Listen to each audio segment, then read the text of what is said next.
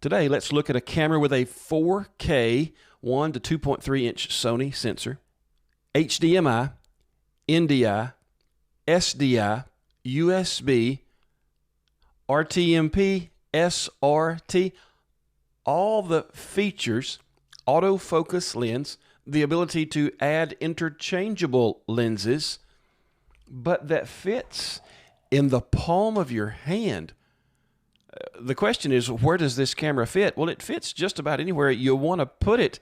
Let's look at some features from this little camera sent over by the folks at ZowieTek. Now, you may remember that we've done some videos with the folks at ZowieTek on this channel, particularly the Zowie box is the most recent one that we did. And that little box, the NDI to HDMI or HDMI to NDI converter encoder, what a transitional piece that was for mobile live streaming as we began to be able to put a PTZ camera, get it registered on our network, even if it didn't already have NDI. You could take any HDMI output and get it onto your network via NDI through that little Zowie box encoder decoder. I also use their 20 times PTZ camera at the back of my church. It is a regular, every week workhorse for me, and it produces a wonderful picture that I'm very well satisfied with. So today we're looking at the ZowieCAM 4K POV camera, point of view camera, and it's going to allow us the ability to put a very small footprint camera just about anywhere that we need to because of the interchangeable lenses. We can back it out of the way. I have a 5 to 50 M12 lens here. Now, this is not an autofocus. It is a manual focus lens, and it lets me choose my distance from 5 to 50 millimeters. It lets me choose my aperture, and it lets me focus. I also have another of the versions that they sent over, and it is a C or CS interchangeable lens here. This lens will fit here. The one that I'm talking to you on now is an autofocus lens. It is fixed, but you can add a lens to that one as well. You can add one that is an M12 autofocus, or a CS lens, depending on which camera you choose, and they are in the $260 to $280 range. There is no battery in them, but they can be powered with any battery pack that's producing the 12 watts that they need. So 5 amps times 2.4 volts at output will power these. Now this one is a 5 amp 3 volt output on this battery. And when I plug it in, you can see that it does, in fact,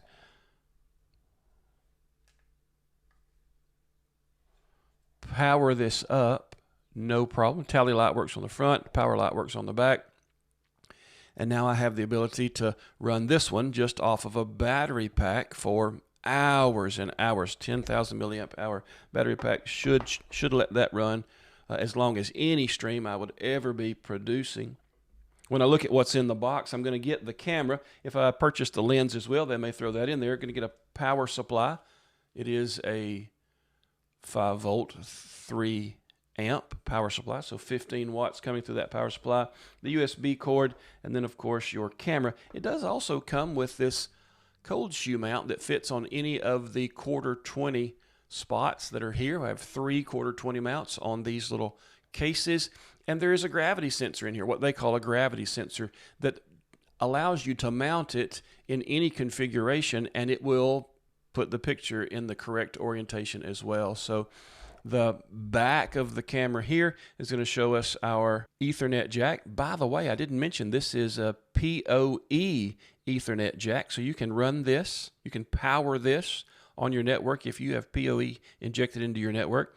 We also have the HDMI, the 3.5 millimeter input for sound, stereo sound if you like. It takes a TRS jack. We have the USB-C port, which is going to give us power, and we have the SDI port at the back. In addition, there's a toggle button, up, down, left, right, push in, and you can do the on-screen menu to change your settings. Now, there's a couple of great ways to get into the settings on this. Let's look over here at the iPad, and you can see that I have already pulled up its local address. This little camera is producing a very nice picture. It is on manual focus, as the autofocus in its web control gives me a little bit of trouble. It seems to keep moving back and forth trying to find that focus and never really settles. So I've left it on autofocus for this demonstration. Because it has NDI, while we're talking about focus, I'll go ahead and talk about that too. Because it has NDI, you can bring this into any other software that NDI will pick up. And so I've put it in the Mevo Multicam software already, and it's autofocused, and its image controls is flawless. I can run the focus slider however I want to, or I can tap the autofocus button in the Mevo Multicam software. We'll go ahead and find that, and I can show you while I'm talking about it. Find my NDI input there. Connect it. Continue. And then go into image control. And you can see I have an autofocus button here, and I can slide this out of focus. Since it's already in focus, that's the only way I can demonstrate it. And then hit the autofocus button, and it's going to bring me right back to where I was very quickly and very accurately. A little bit better even than what the web interface does for me. So let's slide back over to the web interface, and I'll show you some of the features there. Well, how about that? It didn't like that either, did it? Okay, so still on manual focus, it says, and so we'll trust that. Going into the settings tab of the web interface, I have a lot of choices. My camera image is going to allow me to choose all of the normal image adjustments. So we're talking about focus. Oh, it says it changed. Let's put that back to manual. All right. It didn't like that at all, did it? So changing it in the Mevo Multicam software also changed it here. Well, that's good to know. And now it's not giving me any trouble. It found me just fine. So that was just a one-off thing. Maybe a restart is what fixed that issue with it moving in and out of focus, trying to find that spot. But exposure, color, image. Autofocus is working today because it keeps trying to find me. All right. Your tally lights can be enabled here. I've set them on auto. They don't work plugged into the YOLObox Ultra, and I don't know what the difference is, but that's not something that I have time to figure out. We can look at the encoder settings. I've got it set to encode on H.265, which is HEVC, which is half the bandwidth of H.264. I like using that. My mainstream, I've got set. Let's change that back up to 4K. That will move this down to the lowest possible. I guess I could leave them alone for now and have a 1080 and a 720 there. Okay, so our output, I do have a 4K output at 30. It'll do 25 or 24, and then of course 60 at 1080p. I can run my on-screen diagnostics how I want to. Audio can be adjusted here all the way up to 48 kilohertz sampling rate and 128 256 bit rate for audio settings. It does not have a built-in microphone, but you can run any microphone in through the 3.5mm jack, any compatible microphone. Streaming is something that is unique to this one because it allows you to go ahead and set up your streams in the camera so you don't have to keep it attached to another device. You can go ahead and live stream and not have it attached to a laptop or a computer, a laptop or a tablet. Recording gives you some options here. There is not a spot for an SD card. I don't know what the memory function here is. That's something that I haven't had a chance to discover or ask the folks about yet, but there is that section in here. NDI allows NDI HX, HX2, or HX3. You've got some settings that you can play with there. And then, of course, our network and our system tabs give us other options as well. The little QR code at the bottom of the screen allows me to scan that with my smartphone and then have the same controls pop up if that smartphone's on the same network that this camera is on.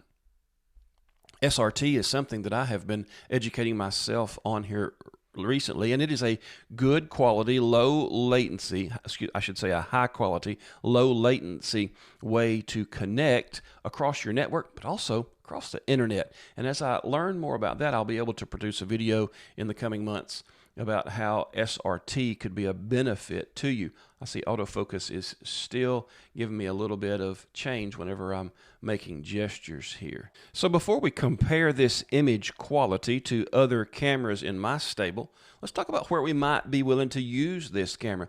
I could see it being used in an unobstructive way in any indoor live stream because it is such a tiny footprint. All you need is a battery bank that produces enough power to power it and to be able to put it on your network. I am Etherneting this into my network today. It does not have Wi-Fi, but as we have found with our travel routers, it's not hard to get these on a Wi-Fi network if you put that especially if you put that travel router in repeater mode for whatever network you're on in the building. What about outdoor? What about mobile live streaming? Is this a fit for those who want to use it in the outdoors in a live setting that is not controlled? Well, I think it can be.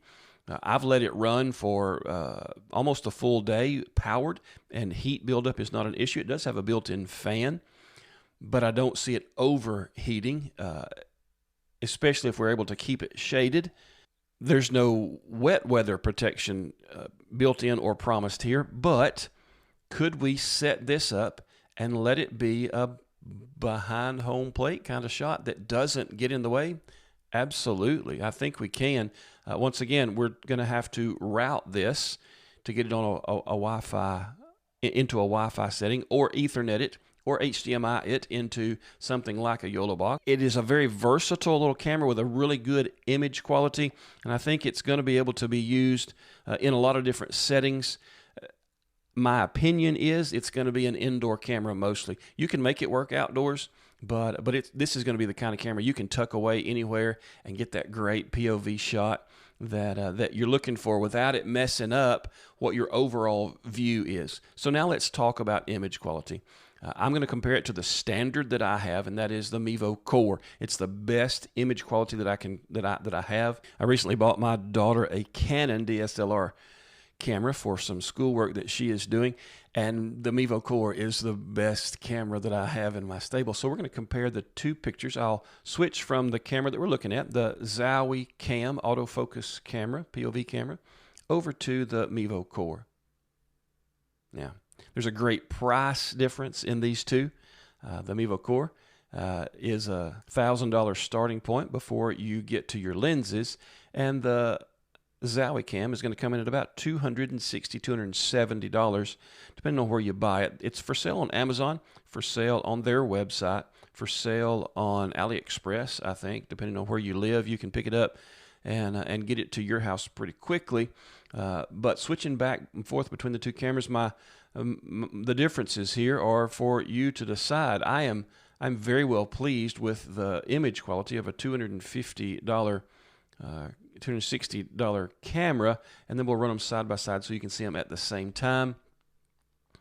The things that I see are flesh tones, and I worked really hard last night to try to get these flesh tones to display accurately. Even with all of the settings that I have, this is as close as I could get. This is complimentary. I'll go ahead and be honest with you. I don't look that good in person, but you can see the difference between this camera and a much more expensive camera, both 4K, both with interchangeable lenses, both with some focus and some depth of field. The ZowieCAM autofocus 4K POV camera might be a great fit to add to your live streaming setup.